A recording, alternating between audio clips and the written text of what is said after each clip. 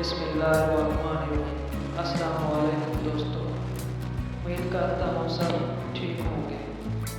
حفصہ نام کا شمار لڑکیوں کے ناموں میں ہوتا ہے۔ حفصہ نام کی ابتدائی تاریخ عربی زبان سے نکلتی ہے۔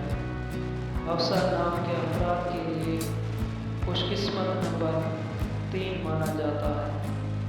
حفصہ نام کا مطلب حضور صلی اللہ علیہ وسلم کی زوجہ مطہرہ کا نام ہے، جبکہ خوش قسمت دنوں میں بدھ جمعہ شامل ہیں۔ خوش قسمتی والی ذاتوں میں ہندسوں کے حساب سے کانسی شامل ہے۔